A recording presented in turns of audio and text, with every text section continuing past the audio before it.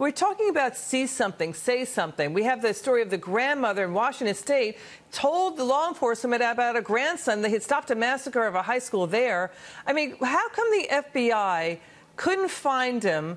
And how come Google, there's a missing link between FBI and Google not tracking this guy? What happened? I think there was some sort of breakdown. I mean, I love the FBI agents. They are overloaded with all sorts of crazy things that are put on the internet. But this one was very serious enough that the person that posted the video evidently called in, and it's connecting the dots. There were plenty of warning signs, and if you match that comment with the fact that this person's, I guess mother or stepmother had recently died, he's expelled from school, he's got other comments, and then the students are ultimately very concerned. Somehow that information from Mississippi has to get back to the people at the school so that they know that this is a problem. So I'm kind of stating the obvious. It's only, but it's so, to see something happened. It's just they didn't actually act on it. Here's the thing. I mean, every computer has an Internet Protocol address. It's the IP address. The FBI called the YouTube vlogger again yesterday right after the shooting.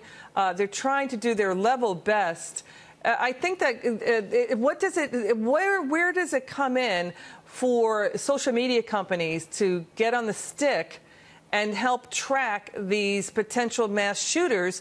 Because, again, congressmen, they do stop pedophilia on their websites and they do track terrorists. So this is really a policy question right now. Where do you come down on that? Well, I think if they have a posting like that, they too, I think, have a degree of obligation to contact local law enforcement and give them the heads up. Now, what contradicts the FBI's story is that as soon as the shooting happens, what did they do? They were able to go back and find very quickly in Mississippi that there was this report. So it is, I think, much easier than the FBI is saying to track this person down. I get a 17-year-old. And my guess is they could probably figure it out in about 10 minutes. It's not that difficult. And he wasn't using a pseudonym. He wasn't using, some fictitious name. He was actually using his real name, albeit in a different state. And you do make an important point because they are deluged, our law enforcement officials. And you're right. I mean, after the fact refereeing and 20/20 hindsight, it's just the fact remains. We now have a generation of school children growing up with school shootings. And we're not of that generation. This is a brand new era we are in.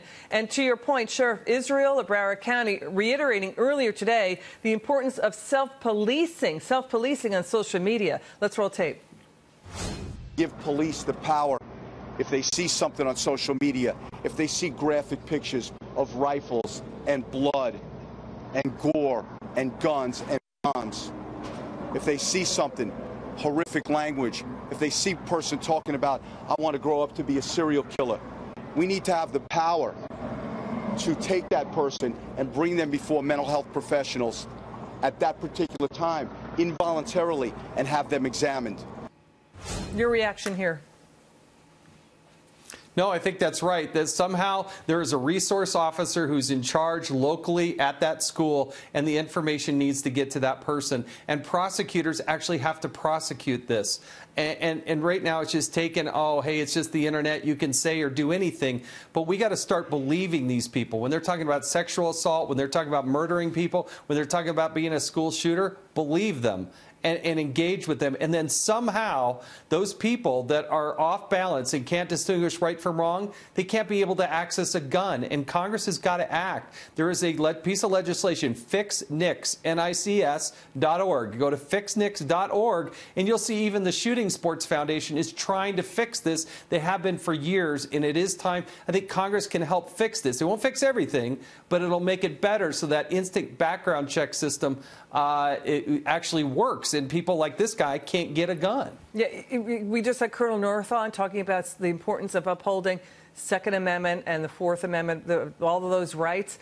And it has been said the Second Amendment is not a suicide pact. If you do believe in gun rights, there are ways to fix it. And Congressman, you just pointed it out. We thank you so much for coming on. Come back soon.